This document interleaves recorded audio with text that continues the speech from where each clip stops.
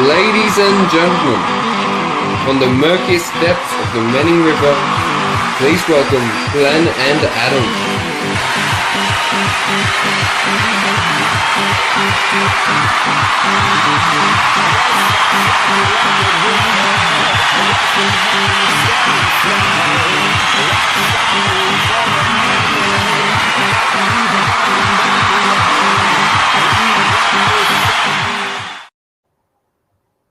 Hello, Glenn. How's it going? Good, you're frozen. I'm not surprised. You're back again. My internet is absolute rubbish tonight. Yeah, so if anyone notices that Glenn freezes up, it's not because he's scared, it's just because he's got a really bad internet. It's been a big week, Glenn. Has it? I haven't done much. No, haven't you? No. I've done heaps. Big weekend fishing just gone? Yeah, we put in some hours. We did, didn't we? Yeah. Heaps of hours. Yeah. It was a little tougher weekend than usual, but still ended up with a few good fish. Yeah, there's a few good fish caught, so we got through it. Plenty of flathead, and that's what we are talking about tonight. Flathead. Oh, nice little segue, Adam. You like that? Yeah, that was well done. I worked on that all day. Yeah. Oh God, yeah. But before we go anywhere, we just got to get this out of the way because even though it is important, I don't know a lot of big details about it yet. Oh, the picture up is that meter flathead. No, not that one. Just saying. Just saying, yeah, just saying about me meter flathead, yeah. No, it's about a new, I'm just going to put this up, so just bear with me here. Like I said, I don't know a lot about this, and once I get more details, we'll talk about it more in depth in the next few days or something like that. We'll do another live feed, or anyway, but it's about the New South Wales Animal Welfare Reform. Now, there's a discussion paper on the DPI website, and they're planning on changing a few things which will affect fishing. And they're trying to say that, no, it's not going to affect fishing, but It will, because they're trying to include fish as in this new reform. They're trying to include fish, crabs, lobsters, and octopus and squid. And they say that it's not going to affect live baiting and stuff like that. It may not affect live baiting at the moment, but once they get their foot in the door, then it's going to cause more problems than we really want. So at the moment, there is a petition. They need 20,000 signatures. And on this petition, I will put links and everything up on the page after the live chat tonight. We need to get as many signatures on it so that we can start fighting this, because apparently it's going to affect catch and release of fish, using live baits and all that sort of thing. So we need to fight it now before they get their foot in the door. Otherwise, there's going to be all sorts of dramas. So I'm not going to go into too many details tonight, but we need to sign this petition. And I have been asked, I've been approached by someone to talk about it. I'm actually going to try and get someone from either Stop the Lockout Facebook page or the Shooters Fishers party, and try and get them to explain it a bit better, because I don't want to say something that isn't true. But yeah, so I'll put the link up after the live chat tonight. If everyone can jump on and sign it, it would be very much appreciated, because we need to stop this. Like, no one likes cruelty to animals or anything like that, but this mob, they don't stop. Once they get their foot in the door, then you might as well kiss your ass goodbye, because they're going to stuff everything for us. So I'll sort that out later. So we won't dwell on it too much tonight, because we have lots to talk about, Glenn. Lots. We do. We have lots to talk about. Okay, so we have a special guest tonight. Where is he, Glenn? We already discussed the options, and I don't think we've got to publish those. No, that's right. Yeah. So we are looking for Dizzy. Dizzy, if you're out there, we really want to talk to you. So hang on, we've got some chats coming through, Glenn. So we'll just have a look at this. Dave Brown, yes, my meter flathead that Glenn hooked for me. That is correct. Yeah. And never fear, Mark is here. That's good to know. It's good to know that Mark is here. So he's morphine. Dizzy is, yeah. Mark probably is too. But anyway, so all right, we're gonna talk flathead tonight, Glenn. That's what we're going to talk about. And Dizzy's kind of stuffed me up here, because I had it all planned on where we'll go with this, and now he's not here. So I really want him to. Well, we won't talk about. I was just planning on sitting back and listening to Diz for the night. So yeah, so was I. But where is he? All right, so we are going to start off. We're not going to just talk about surface flathead.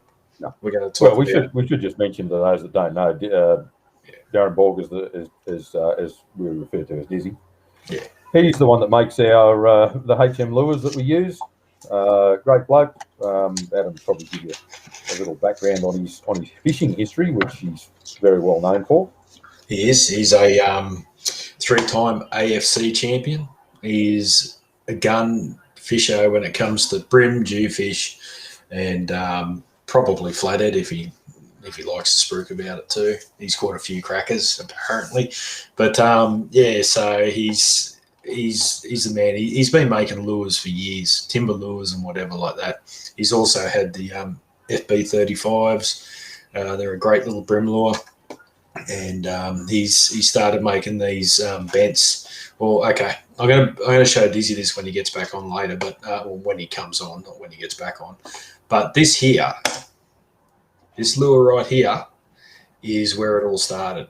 Dizzy sent me that about 3 years ago, I suppose it is now. Well, we've been really chasing them hard for about 2 years, 2.5 years now, Glenn, the flathead. Yeah, on the surface. Especially on surface, yeah. So that lure there is a prototype that Dizzy sent me, and I had that in my tackle box for probably 6 months before I decided to get it out and have a throw with it.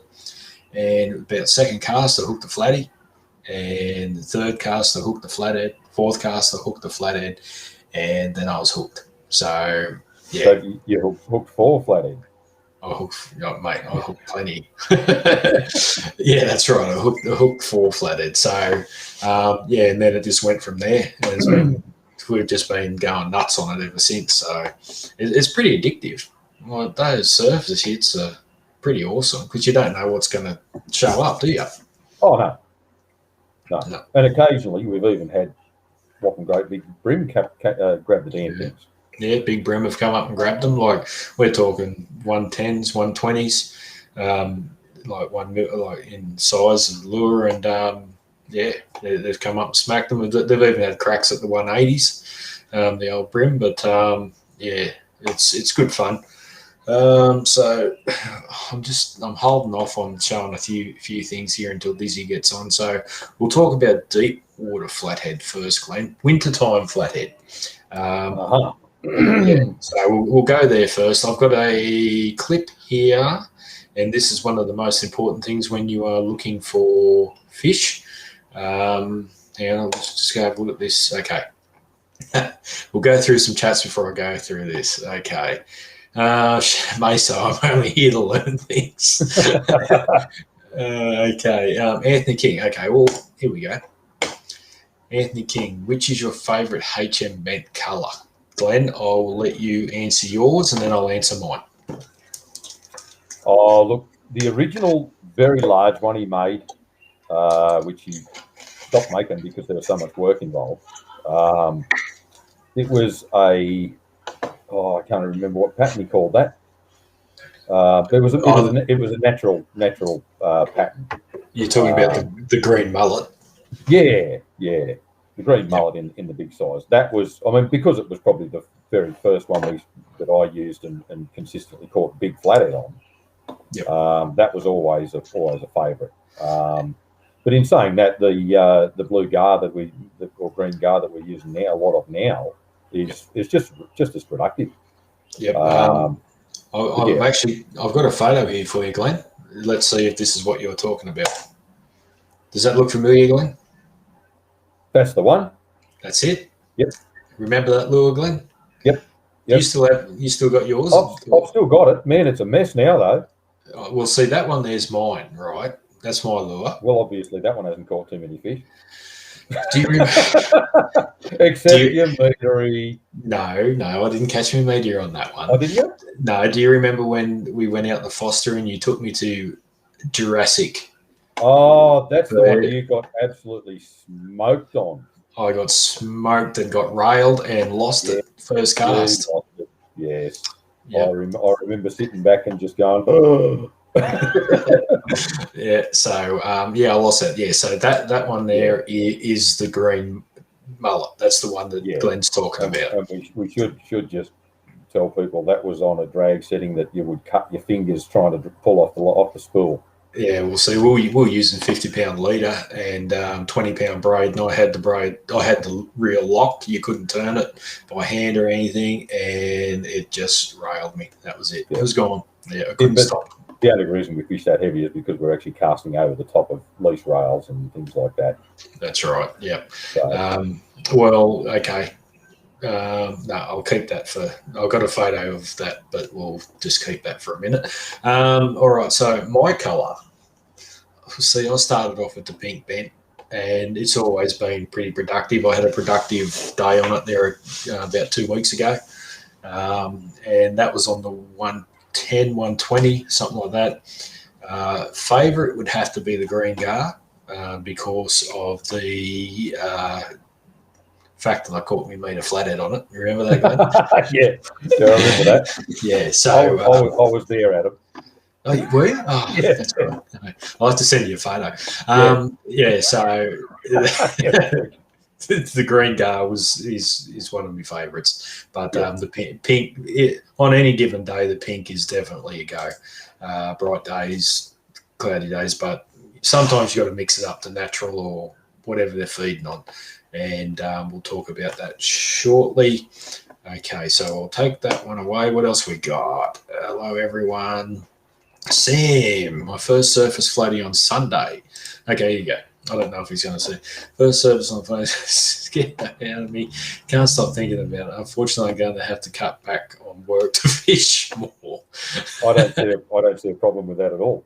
No, that's right. Except for the fact that I got a heap of keys for you to cut for me, Sam. So you just can't stop work yet.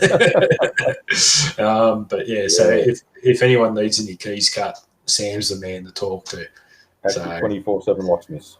That's right. Yeah, he's new in town and he's here to take over.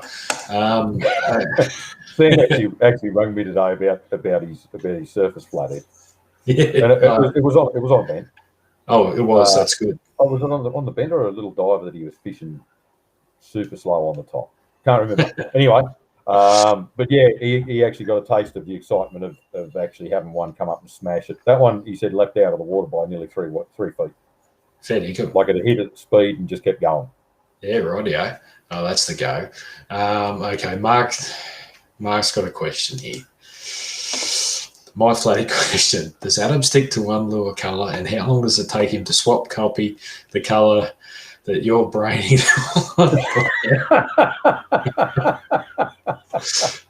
2 casts. That's it. That's it. Yeah. Yeah. Glenn even gets a brim hit, I'll swap. So, yeah. So, I'm going to ban Mark because he's paying the ass. Okay. All right. Anyway, as we're going to go deep water flathead. So we'll quickly watch this one, Glenn. I'll make sure I got it. Here we go. Okay. Oh, go. All right, well, we've come up the river. Just a slow run up the bank and found some fairly thick schools of bait just hanging off the bottom there. So, Good throw. pulled up and Good throw. Good cast. just a quick flick to find out what they were, and looks like we're going to come across a whole heap of little flatties at the moment, so hopefully there's some bigger stuff there. All sitting underneath that bait. But they'll just sit there and suck down the bait as it comes past. And we'll just put our lures down there so that our lures come past. So that's... Yeah. Well, that's the secret, especially It is, up the river through winter, is find the bait, and generally you'll find the fish. We ended up with a crap load of flathead that day, didn't we? We've had some pretty ridiculous days down there. Yeah. But the key is the bait. Yep. So, and you don't need a super duper sounder to find them. All you've got to do is find schools of bait and fish around them. Yeah, that's right. That's exactly right. Yeah, just soft plastics on the bottom, slowly worked. Yep. And you'll clean up on flathead all day. If you find a patch, stick to it, because even the tide change will either fire them up or bring more in. So it just depends. Like if you find a heap of bait and it doesn't seem to be much there, come back on a different tide. And just if the bait's still there, you probably find the flathead will fire up too. So yeah, it's definitely worth a crack. Going back through. Oh, Sam's confirmed it wasn't been. It was awesome. Yep. Good job, Sam. You know, that's where it's at. Throwing bents over the flats. Okay, what do we got next, Glenn? Dizzy, where are you? Just putting a call out to Dizzy. He hasn't even messaged me yet. So I said to him 8 o'clock, New South Wales time.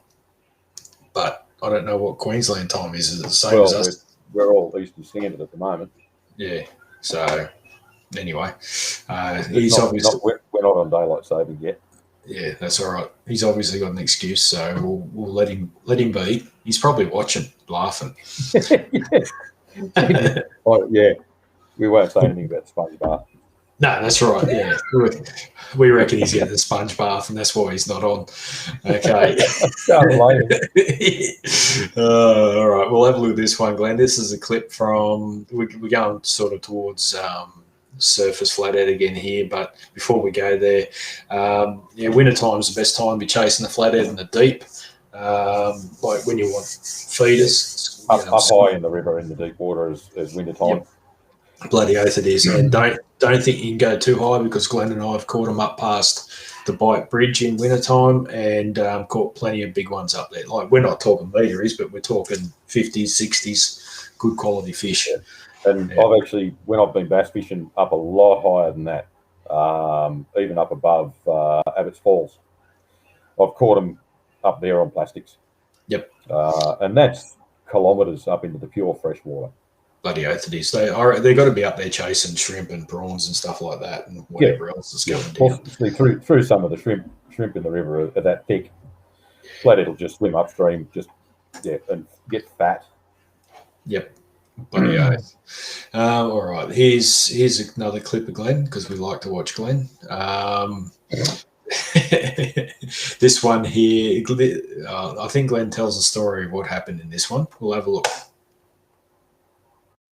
There we go. What happened, Glenn? Oh, that was awesome.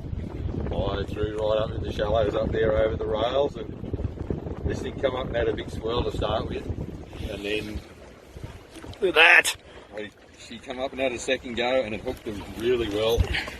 She got it on the front hooks, right in her mouth. Those green gars are going off.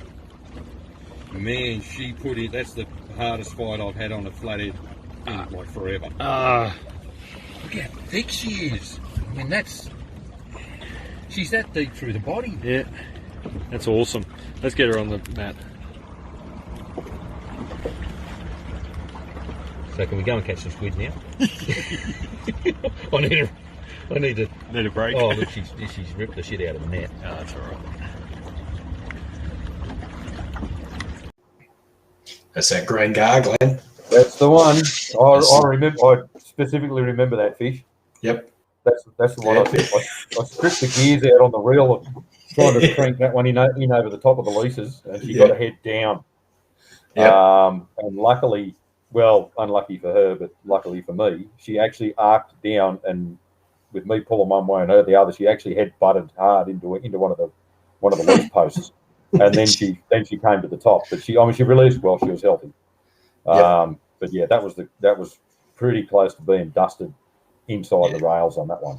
Yep. And when we're talking about fishing rails, I've got a photo here. This is what we're talking about. You can see here in the photo, look at those rails just under the surface. That's what we're fishing.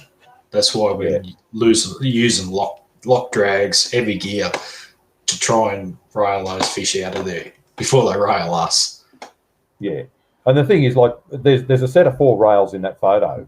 Yep. We can cast over 3 sets of those in the lake, some of the locations we fish. So people might go, "Oh, you don't need to fish that heavy for flathead." I say absolute bullshit, because it comes down to the location and the terrain. We've all caught plenty of big flathead on 6 pound and 12 pound leaders. Yep. 6 pound bait, little reels and light rods out on the flats. That's fine. That's good fun. But you got no hope of getting these things in over rails. No, because they naturally just go head down and straight back down into the sand.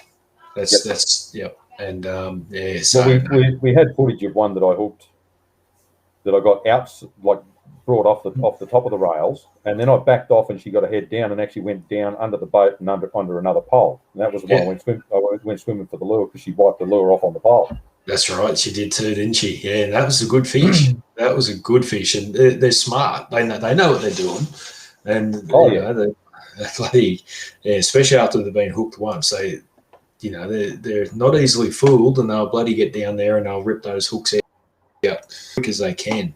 But yeah, that's bloody. It's good fun. It's white knuckle fishing. Like, it's the closest thing you're going to get to any sort of game fishing around here, other than the boys off the rocks and whatever. Like, there's not much else to fish for, unless you're chasing big sharks or whatever like that. So come this time of year and through summer, throwing those big bents over the shallows and oyster leases and stuff like that. In saying that, how many big flathead did we get through winter? Heaps. We do. Yep. Like everyone just assumes that there's no big flathead round through winter time. No, that's right.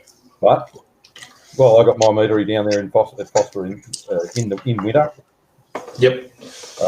and that was on a surface lure in those racks. That's right. Yep. Was too. And we pulled plenty of 70 to 90s out of there, out of the areas like that. Yep. Over winter. That's right. And another thing too is like that there is over sand, but the other day, the other week, Glenn was trying all the usual spots that we get our fish from, and wasn't having much luck. And I started throwing, sort of going looking for mud, like, because mud holds heat. When you get those sunny days, the mud actually holds the heat, and the flathead get up on there and they sit in the warmth. Whereas sand sort of cools off a little bit more and changes temperature really quick. And it's the same with brim fishing. A lot of brim fishermen will fish mud flats with oysters and stuff like that in wintertime, because the brim get up there in the warmth.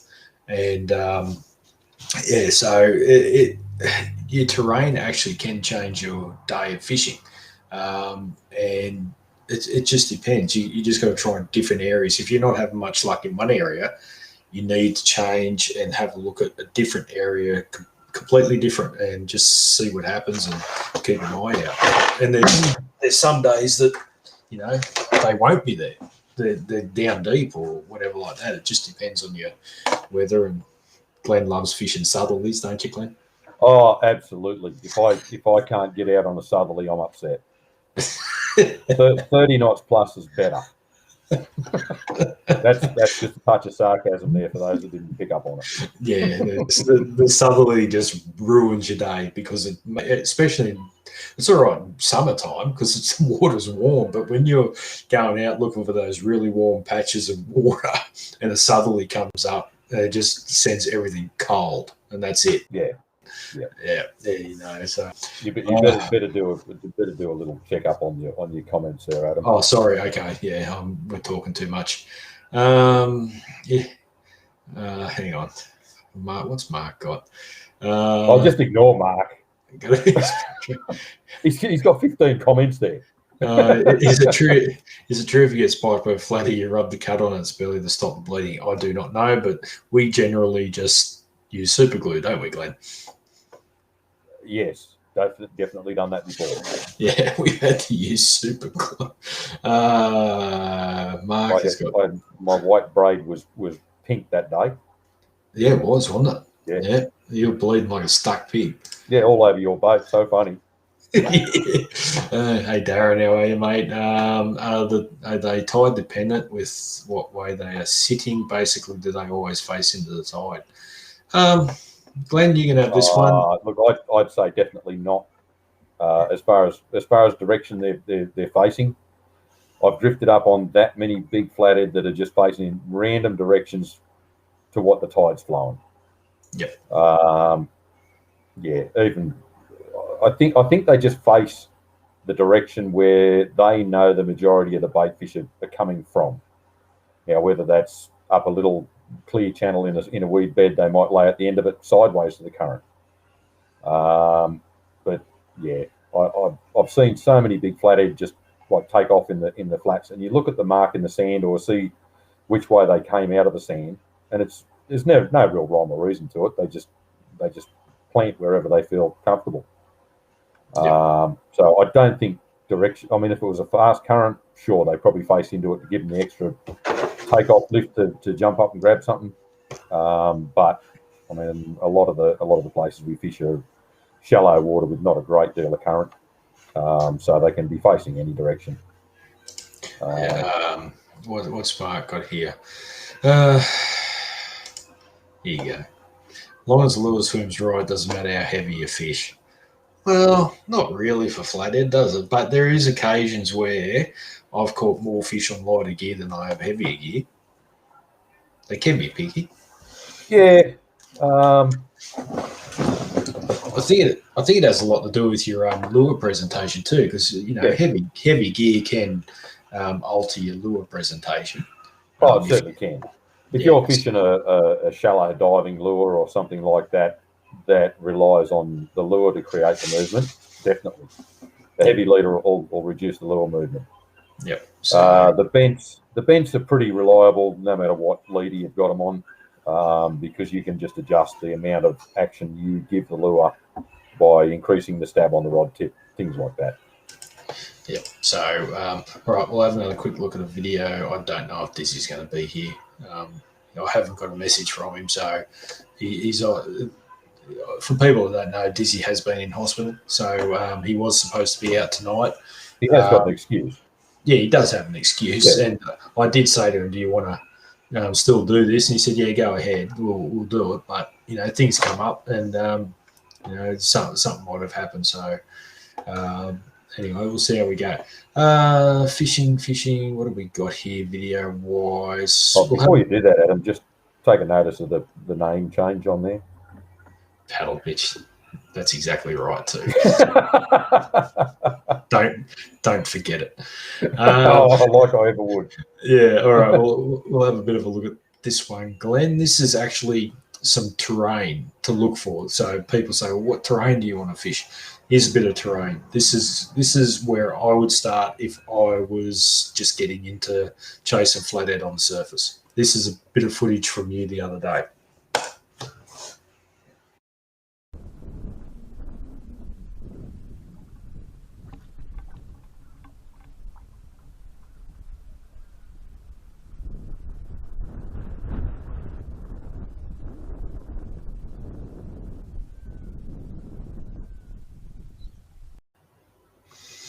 So that there, I saw none of that. Didn't you? No. Do you want to watch it again? Hang on. No. My internet's crap. Okay.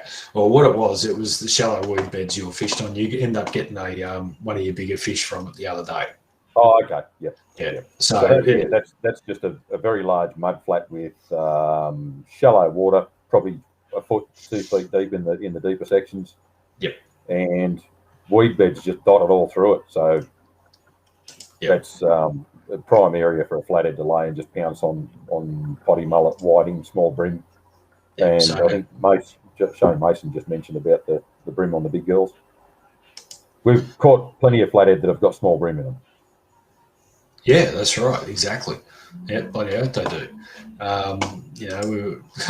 The brim seem to be the number one target for a lot of species, don't they? Oh, they do, yeah. Yeah. The people that fish around the boat ramp down Foster Way, I've known people down there to hook a small brim and have a monster flathead come up and grab it. Oh, jeez. So, and I know of one that was over a metre that did that. And they landed it on the little brim that they were actually winding in. Yeah, okay. Bloody hell. That's all right. So brim as a live bait, legally they've got to be the 25 centimetres or whatever it is. Yep. But they do certainly grab smaller brim being landed on around that sort of area. Yeah. So we'll have a look here. This is a video from... You actually took this video the other day. I'm actually missing a couple of videos from here because I did have a couple of extra ones. I'll have to upload them in a second. This one here is a video that you videoed the other day from your boat, and I got a hit. I end up with a flatty about 60, something like that. So let's have a quick look. This is on the bigger bed.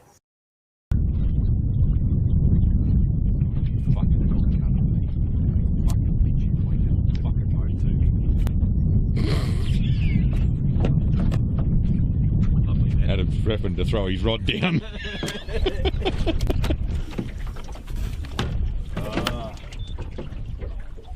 Looking for the controller. So what are we doing today, Adam? We're going to smash some monsters. Some big flathead. Go and hit some flats. Shallow Flats. I was listening to a fella on the radio actually on the way in, saying that at high tide the best place to hit them is in that metre of water just on the flat. Oh, really? Yeah. That's good advice. I cracked up laughing. I thought Yeah. you better try a bit shallower than that. Well, it's good advice for those that fish 5 metres. It is. All right. Go and hit the back channel. Don't mind a bit of back channel action, do you? Inside.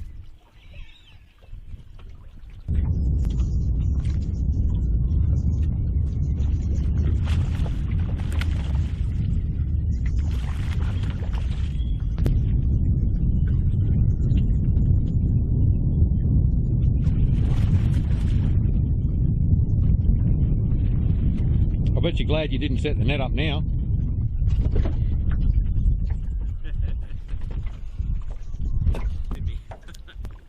There you go. Yep, very nice. Good video, Glenn. Yeah, I'm glad you got to see it. all I heard was a little bit of audio about something you to do with back channel action or whatever. That was all I got. Yeah. So anyway, that was that day. That was the day we struggled to actually get some fish. That was last Sunday, I think it was, and we had to really fight for it. But actually no, it might have been, I don't know. Anyway, I was talking to a bloke from Port Macquarie that afternoon, and all my fish only come on the 180, so on the bigger gar. And he was saying that he was using a small 110 and his mate was using a 180, and he didn't get anything on his 110. His mate got them all on the 180. So that day they must have only been hitting the bigger baits to make it worthwhile. Yeah, well, that's what happened last weekend as well on Sunday. Yep. You were throwing the larger one, and I was flipping the 110. Mm-hmm. I got one surface strike, and I think you landed 2 or 3 in the same strip. Yeah. So they were more reactive to the bait. Yeah, that's right. I'd say that they either had to be worthwhile coming up and having a crack, or they just weren't going to bite. Yeah. So I was actually discussing that with the guy today. Yeah. And he said, "Oh, why do you throw the great big ones?" And I said, basically, if a big fish is laying on the bottom, it's got to be worth his while to get up, chase a lure, and grab it, compared to a small lure that's going past that he's not going to be bothered getting up for. Yeah, that's right. And I've seen big flathead travel from 10 metres off to the side with a bow wave to come in and hit a big lure. Whereas if you were throwing a small one, there's a good chance they wouldn't bother expending that sort of energy for a small feed. Yep, that's exactly right. So, I mean, they say elephants eat peanuts, and sure, big flathead will still eat a small lure, but man, you've got to drop it right on their nose for them to take it down. Yep, that's right. They'll chase down a bigger lure. Yep, if they think it's going to be a good feed, they'll come and have a crack. Yep.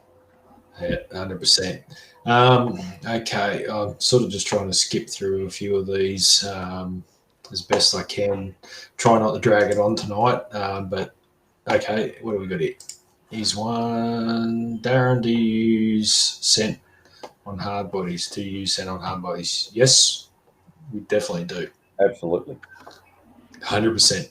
Yep. I always work on the theory that if you're getting follows and you put scent on, generally that's the trigger for them to actually bite the lure if they're not really switched on. Yep. I mean, so many times if you're not using scent, you'll get more follows than anything. They'll follow the lure right on the tip of their nose. Yep. And then if you put scent on, cast out, and they'll actually, even if they're not really switched on, they'll follow the lure, but they'll pick at it, and often you'll get a hook in them that way. Yep. 100%. When they're fired up and hitting everything, or just really fired up and feeding well, you probably don't need the scent, but I'll still use it. Yep. Daniel wants to know what retrieval. It depends, doesn't it? On the what for the bents? For the bents, on the bents. Well, have a look at the video. That video that Adam shared it, I shared it today. It's on the page today. That'll actually give you a run through of retrieval rates and actions and that sort of thing. I mean, you could explain it, but watching that's a far better option. Yeah, but yeah, and they vary. Like some days you'll have it just like Glenn said, it's all on that video. But some days you can go one day and use one retrieve, and then the very next day you can go and you have to have long pauses for them to strike. They got to basically got to let that bent float over the top of them before they'll strike. It just depends on the day, but there is certain you basically got to try each different retrieve every day. You go fishing and find out which one they're hitting. Otherwise, I mean, even on the same day, you and I retrieve the same lure differently. That's right. Yeah. And one day you'll catch more fish than the other day I will. I mean, I usually use a much more violent rod jab, whereas you use a smoother retrieve with a less of a rod jab. Yep. I like to get the lure skipping around all over the top and jumping up in the air and all sorts of weird shit. Yeah. And usually once I've got a lot of splash out of it in one section, then I'll pause it. Yep. So yeah, but on other days they'll like a slower retrieve with more of a less violent, less action to it, more like a fish that's about to cark it. Yeah, that's right. Instead of one that's trying to swim away from and flat out and stop. Yep. All right. Everyone wants to see this one, Glenn. Everyone, including you. Oh, I know what this is going to be. Okay, we'll have a quick look. You can take it. You take as long as you want.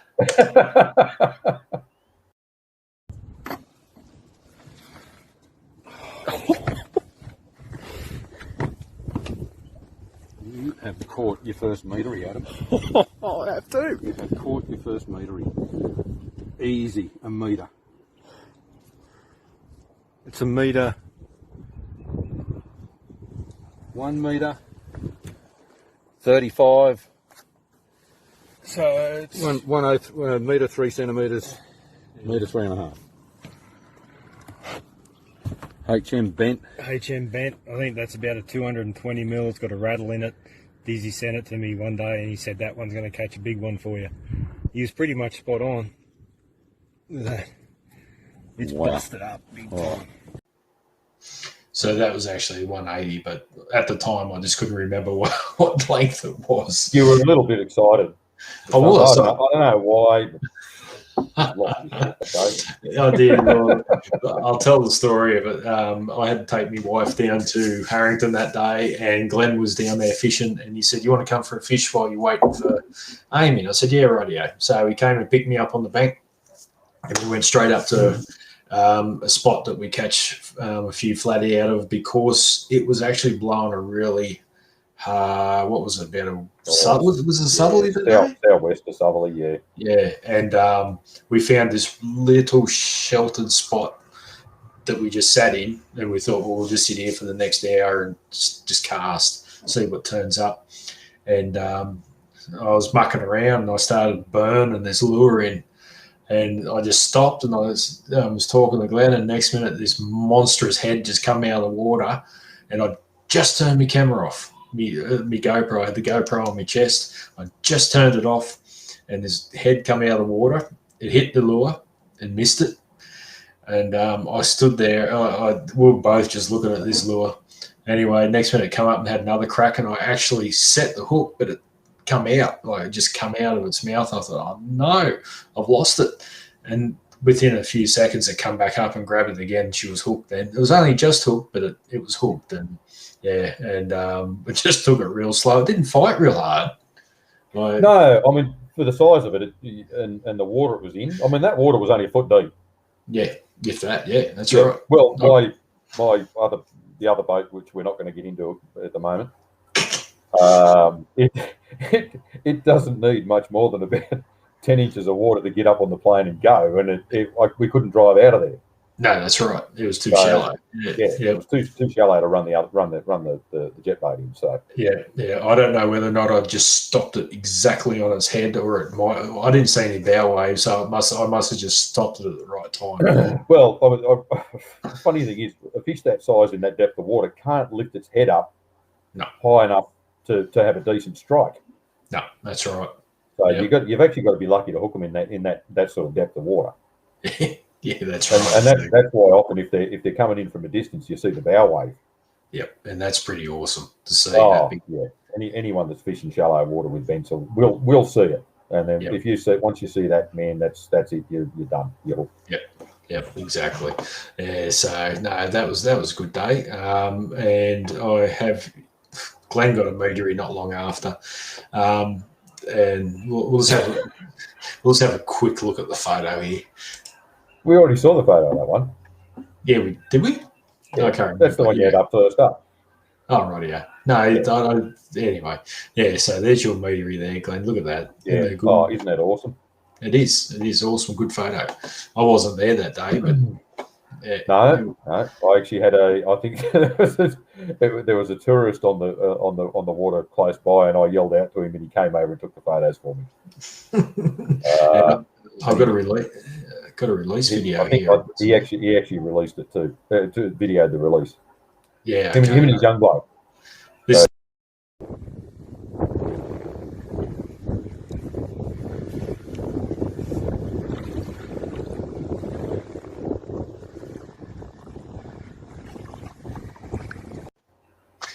it's not the release, but that's your brag mat shot just to prove that it was a meter. Yeah, yeah, and it actually had the gar bent in its mouth too. Yep. Which bloody, it's all good fun. I'm still waiting on Dizzy to even. Man, he hasn't messaged me, so I don't know what's going on. So you just keep talking there for a second, Glenn. And answer a few questions in the chat while I upload a couple more videos. Can you see the chat? Yeah. Okay. Mark Proud reckons it looks 99.95 centimetres. That'd be right. Darren's got another question here. Here we go. Well, we have had a few go absolutely burko in the boat. I think it just comes down to the individual fish. Especially, I mean, the bigger ones, once you get them out of the water, their body weight, I think, has a lot to do with the fact that they can't move real well. Whereas the little fellas can just go burko and flick themselves all over the place. A bigger flathead doesn't tend to do that. They'll settle a lot quicker. So yeah, I honestly think it's got a lot to do with the body weight. They're not, and they possibly tire out and maybe a bit quicker because you bring the little ones in flat out. And they got plenty of energy left, whereas the bigger ones you do fight for a little while. Yeah, that's right. I agree with Mark's comment there. Mine definitely look bigger. Yeah, good on you, Mark. Matt wasn't stretched out. That's right. Yeah, I did a quick fold up of 10 centimetres on Adams. Yeah, on the map. Yeah, that's right. Phil Brennan's got a question, Glenn. Soft plastics or hard bodies? As a personal choice, hard bodies and bents, like hard body shallow divers and bents. I do use plastics. I mean, on the weekend, I got a little bit desperate and fished the outside of leases, and just for the sake of catching a few smaller fish, and I ended up catching probably 10 smaller flathead. I only got one keeper out of it, but it filled in time, and I caught some fish. But for targeting the bigger fish, especially in the shallow water, it's shallow divers and bents. Mainly because of the bents definitely because of the surface strikes, and it's a lot more visual. I mean, it's the same with bass fishing or brim fishing. If you're fishing surface, it's a lot more exciting. Bloody oath it is. So yeah, it just adds another level to the enjoyment of actually catching a fish.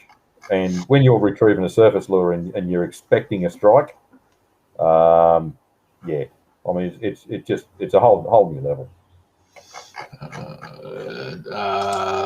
I'm trying to look for another video here. I've got a little clip here, Glenn. Should we talk about the importance of this one? I'll just play it just one moment.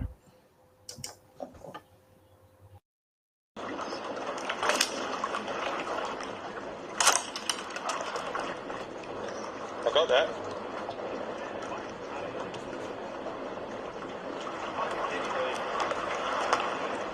stay down there too.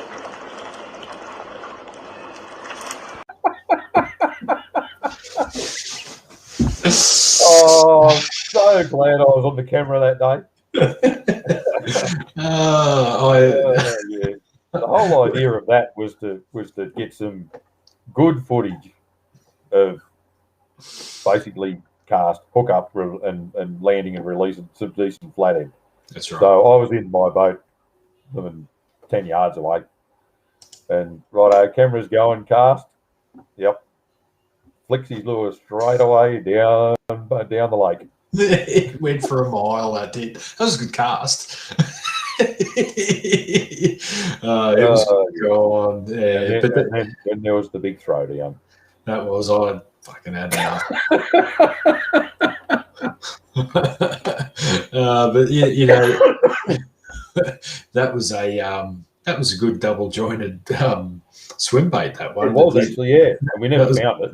No, it was a mullet one that Dizzy made, and I thought, you know, that's got to be the perfect flathead lure today. So I'd caught flathead on it, like decent flathead, and I thought, yeah, that's got to work today, and it just ended up being a aeroplane.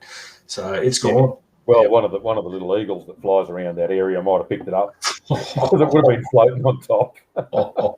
Jesus, the poor. I know when I fished that one with surface lures, man, you got to watch them. they'll come dive bombing in to grab your lure, and you just got to reef it away just at the right time so they can't grab it. I think I've got a clip here, Glenn, of you. You know how we looked at the terrain, or you didn't see it, but there was terrain earlier of the weed beds and the shallow flats. I think this is the flathead you got out of there that day. Let's have.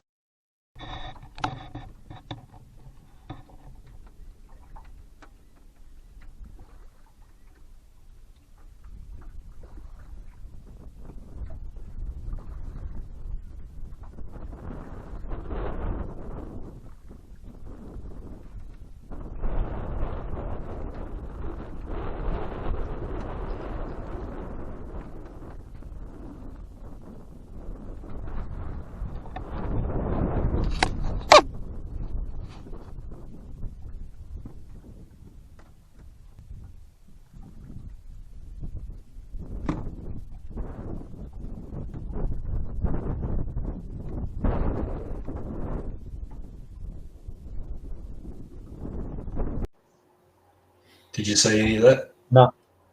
See that little bar indicator on your screen? Yeah. Yeah, I got 2 orange bars. Well, network connection on my side is 10 out of 10. Just thought I'd say. Yeah, well, I haven't got a 10 out of 10 or anything. Now I've got 4 green bars now. Yeah. Okay. Well, yeah, that you were using the dirty mullet. Yeah. When you caught that one, and you could actually see it because it's got an orange underbelly, and it was glowing orange. It really stood out, and obviously Flatty wanted it. But is that the one that actually, when it hit, it actually left a fair bit that came out of the water or not? Didn't put that bit up. It was just mainly you land because you could see a lot of the weed patches around and how shallow the water was. Like that water was super shallow. Well, a lot of those areas like that. I mean, you get in there with the electric lifted up, and then you stand up the front of the boat, and it buries the electric in the mud. Yep. So you can't like it's that shallow. You can't actually run the boat through it on the electric even normally. Yeah. So that's right. when we're talking shallow water, it's knee deep at the most. Yeah. But in saying that, I mean we do get fish out of deeper water on surface lures as well. They'll still come up out of 1.5 meters, 2 meters of water if it's worth their while. Yep, 100%. What's Mark got here? Have you tried your bent in the spot we dragged the tinny over the sand into yet? I don't know where that was. You have to refresh my memory, Mark. I can't remember where that was. What have we got? Yeah, Steve. Did your grass like the rain? Yes, it did. Thanks, mate. Loved it. Yeah, still no lawn photo. Next time. Darren has a question. Beer batter or grilled? What is your best recipe to cook them? Oh, Well, beer batter is absolutely awesome. I usually just use a plain batter, but mostly I just plain flour on. So because if I eat too much of the beer of the battered ones, man, it's just too much. Because I always cook way too much and then I eat it all. But when my daughter comes down to visit with a fiance, then the battered fillets are the treat. Yep. Yeah. Okay. Well, we nearly reached an hour already, Glenn. How's that? I don't know how you do it. I don't know where Dizzy is. I can't find him. He's not. He's a no-show tonight. Well, it's too bloody late now. I know. Anyway, I'll tell you what we'll do. We'll play this because I was keeping this for Dizzy, but we're going to play it anyway. Here we go. HM Lures. Woohoo!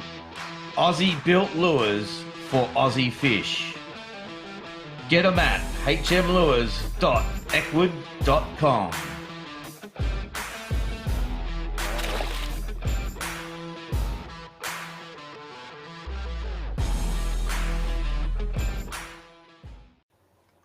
Apparently, Dizzy made that himself. Did you see any of that, He Glenn? did well. Yeah. Oh well, I actually saw the one he sent to us earlier. Oh, that's it. Yeah. Okay. Yeah. So Dizzy made that, and that was what I was going to introduce Dizzy with, but he's not here. So okay. Another day. Another day. Yeah, we'll do it another day. So anyway, yeah. Well, So Mark's saying the spot I'm talking about is where Dizzy took us and made us drag the tinny over the sand into the deeper hole. Glenn knows. You know where we get the squid. Yeah. And That's the spot you and I went up into in that special boat that we were not talking about. Yeah, that's right. That special boat. Up in there. And there was no way of stopping until we got to the hole because if you stopped, you're on sand and weed. Yeah. Oh, geez, I forgot. I was supposed to put photos and stuff up from people, from viewers tonight. I forgot to put them up. Just said something about a video. I'll have to do it next week. I'm a little bit behind because I didn't get home till late, so I forgot all about it. Excuses. Oh, I'm sorry. Okay, here we go. Quick question. What pound line do you run with the HM lures? Varies, doesn't it? Yeah, a lot of it depends on the terrain we're fishing. The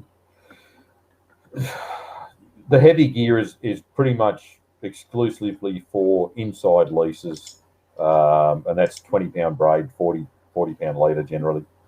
I mean, on the shallows where you've got the mud flats and weed beds and sand flats, you can fish as light as you want as long as you can cast the lure. The bigger HM bents are quite heavy, so you need to throw them on heavier gear anyway. But the 110s, 6-pound braid, 10-pound braid, 12 and 14-pound leaders, that sort of thing.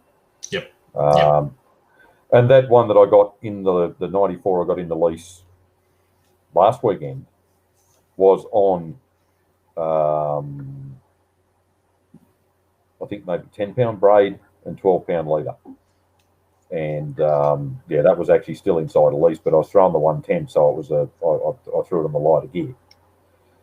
Normally, in those sort of situations, I'd be throwing the big lure with the heavy gear. Yep. What we've got here, do you think the colours or action that the HM lures put out that is more crucial? Colours do vary. Natural, sometimes, bright next. You just don't know, do you, until you try it? Oh, I think he's asking whether the colours or the action are more crucial. Yeah, okay. It's a mixture of both. I think, yeah. I mean, the action's got probably a lot more to do with it. Because I mean, they just mimic a wounded or fleeing bait fish so well that, yeah, I mean, it's sometimes I think flathead are a bit like dogs. If something's running away from them, they chase it. on a day when they're fired up, it's ridiculous. Yeah, Anthony Butler, what's the best leader not from braid? Glenn? The ones Adam ties. Yeah, the ones I tie. Yeah, they're good. They're good. That's the PR knot. Yeah, I'm using the PR knot. A lot of people don't like it. I've used it. for ages, and I do all Glenn's leaders for him. But Yeah, well, you do all the fresh ones before we go, and then if I have a breakage or anything like that, I usually just use the double uni. Yeah. Just for a quick join. It's a fatter knot. It clicks out through the guides, but honestly, I haven't had one fail. Yep, I've never tried the FG knot. I just don't have the patience to tie it. Obviously, it's basically easy, but I've got the PR bobbin. I just do the PR knot. That's it. What's another question here? Braid and mono. Definitely braid with mono or fluorocarbon leader. So yeah, yep. Because the braid gives you extra distance when casting. Oh hell yeah.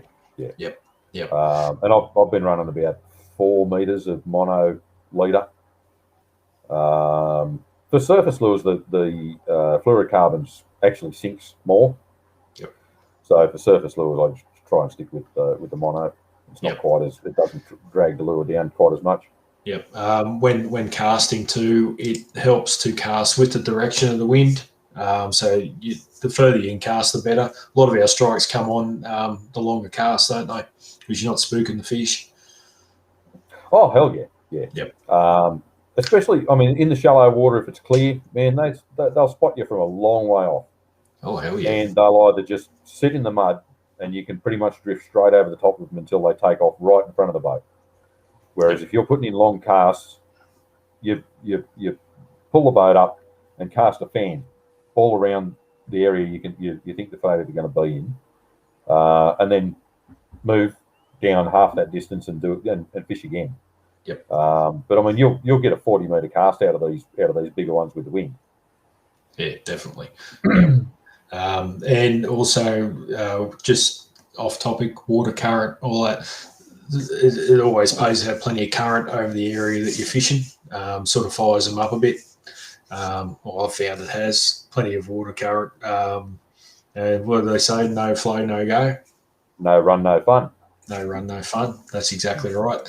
So look for places where there's plenty of water current, nice and shallow. Give it a crack. Throw as far as you can. Cast it out and retrieve. And with a bit of luck, you'll hook up. Yeah, that the current.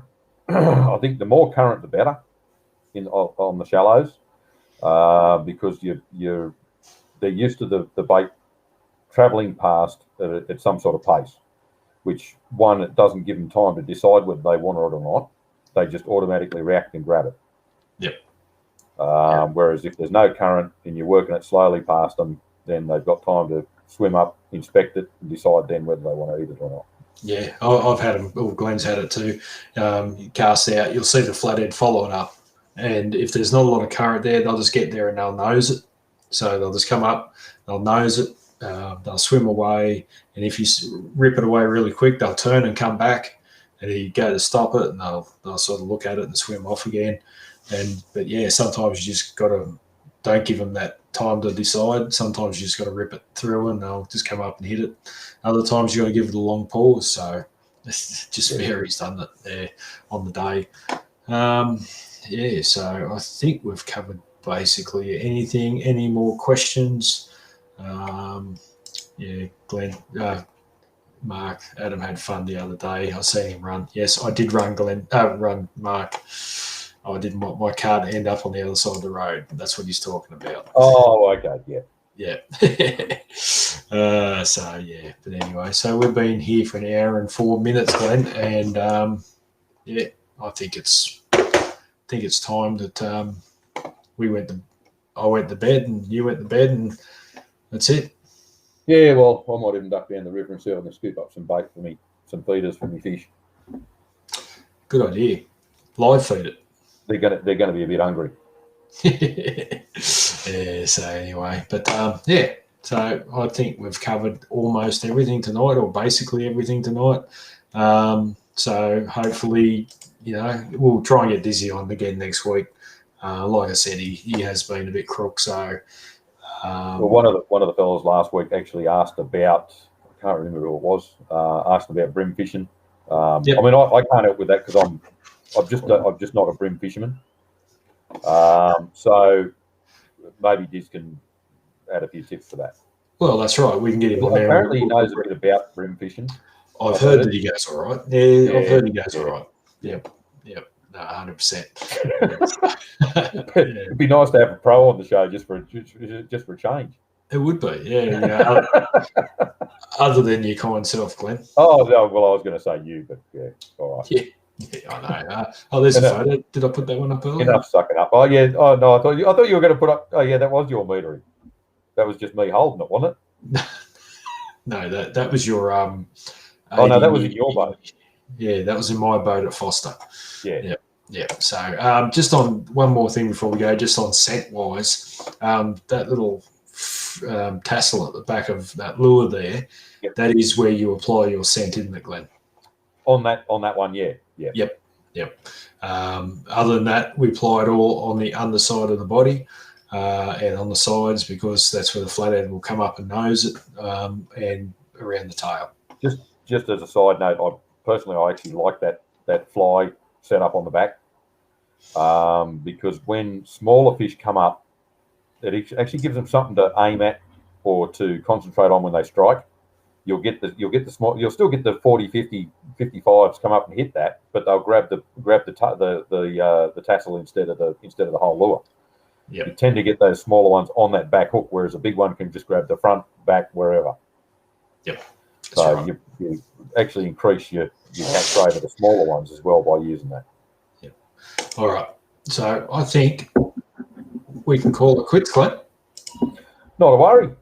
That was a very quick hour gone. Was. Just like that. Yep. So no, thank you everyone for joining us again tonight, and thank you for the comments. Yep, and also don't forget to sign the petition. When I put the link up, it'll be very helpful, because we do not want them to stuff up our fishing. And also, I will try and get someone on to explain it a bit better next week or during the week. Yeah. And I also upload all these live streams to YouTube so that you can watch them again later on, and they also stay on Facebook. So, yep. And don't have the attitude that I couldn't be bothered, because it won't really affect me, because they will keep pushing and pushing and pushing this until it gets to the point where our kids and our grandkids will not be able to fish. That's right. So we need to get on there, sign the petition, and get the ball rolling. And one more thing, Glenn, this Saturday is the giveaway draw. It is. Yep. So we've got another week. If anyone wants to contribute, fantastic. Every $5 contribution goes towards the draw to win the pack, the prize pack. There's some good stuff in that. Yeah, and so I don't know what the amount is up to at the moment, but everyone has been very helpful with donating money, and hopefully we will get to see Nathan and his family home very soon, Glenn, and you'll be able to see your little grandchild. It is. Oh, that'd be awesome. I've been watching videos and seeing photos, and yeah, it's heartbreaking just to know she's still over there with them, but. Yep, won't be long, mate. They'll get home. Yeah, they will. Yeah, 6,650. It's up to me. I just had a look. That's awesome. That's X. Every $5 or whatever is closer. Yep, bloody oath, and we thank everyone for everyone that's helped out so far. It's been amazing. We've got help from people who I haven't heard from or seen or even ever met. Yep. And to be able to get family members like that back home with the help of everyone is absolutely amazing. Bloody oath. So we'll have the big draw on Saturday night. We're going to go live again, so make sure you join in. There'll be auction items before the big draw. So there's Strikers Scent has given us a giveaway auction item. Dizzy Scent's given us an auction item, and that's another thing too. Two different scent companies. They've both, said this is not about the business. This is about helping out, and they've both come to the table and given us auction items, which is awesome, which is fantastic. And Chris O'Brien out of Harrington Mechanical Services has donated a full service. Yep, that's vehicle awesome. Service. So yeah. No, very good. All right. Will it be live, Darren? Yes, it will Yes. be live, mate. 100%. Yep. So, and we have gone over another 10 minutes, Glenn, that I thought we wouldn't. So we'll get going. I'm going to play the end screen, and well, you got to go and do your Colgate commercials. what have I missed now? Does Glenn? No, Mark didn't put anything up. Okay. All right. Yeah, Oh, did he? Oh no, it's Dave Brown. Oh, Dave, did he? Is Ian going to have his Colgate sponsor on this? Fuck off. And I'll have my hairdresser sponsor up. Yeah, no worries. Okay. Yeah. Oh my God. All right. Okay. And here we go, Glenn. I'll see everyone Saturday Goodbye, night. all. Thanks for watching. Saturday night. And 3, 2, 1. Bye. Happy days. Here I come and here I go, off along the dusty road to hell. To hell, to hell. So join my table, pour more wine. What's mine is yours, but what's yours is certainly mine. It's mine, oh mine. All your land and all your time, and your precious little child is mine. It's mine. Well, I know it's a crying shame. Oh, I better end the stream, eh? I was too busy reading my phone.